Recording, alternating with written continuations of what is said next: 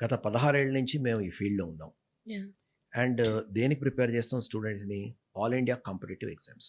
హ్మ్. సో, ఈ కాంపిటీటివ్ ఎగ్జామ్స్‌లో స్టూడెంట్స్‌కి గైడెన్స్ ఇవ్వాలి అంటే అనుభవం చాలా ముఖ్యం. ట్రూ. ఎందుకంటే ప్రతి సంవత్సరం పేపర్ మారుతూ ఉంటుంది. ఎస్పెషల్లీ జేఈఈ అడ్వాన్స్డ్ హ్మ్. మారుతూ ఉంటుంది. ట్రెండ్స్ మారుతూ ఉంటాయి. ఇన్‌ఫాక్ట్ మేము స్టార్ట్ చేసినప్పుడు ఈ జేఈఈ మెయిన్, జేఈఈ అడ్వాన్స్డ్ అనే ఎగ్జామ్స్ ఉండేవి కావు. అప్పుడు ఫస్ట్ ఐఐటీ జేఈఈ అని ఉండేది.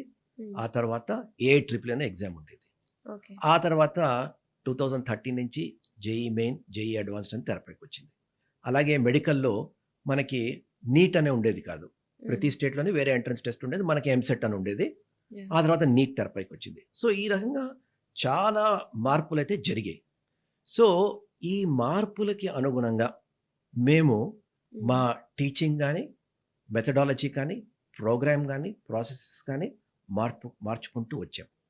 ఫస్ట్ టీచరు ఎప్పుడైతే ఈ అనుభవం ఉంటుందో, వాళ్ళు ఒక టాపిక్ నుంచి ఎటువంటి క్వెషన్స్ వస్తాయి, స్టూడెంట్స్‌కి ఎటువంటి డౌట్‌లొస్తాయి అన్నది అనుభవంతో వాళ్ళకి ఇంప్రూవ్ అవుతూ ఉంటారు.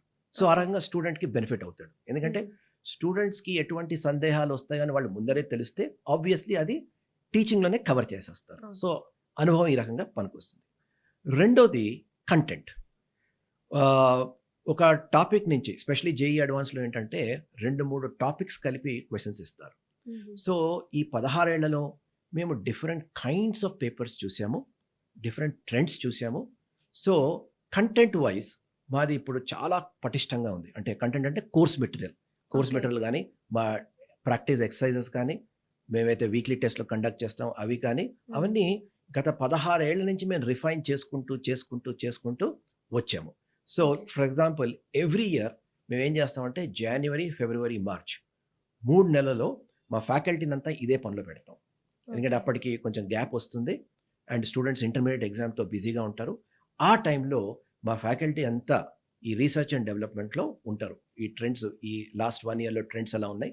హ్మ్. దాని ప్రకారం మెటీరియల్ ఎలా మార్చాలి? అన్నది మేము చేస్తాం. ఆ మెటీరియల్ మారుతూ ఉంటుంది.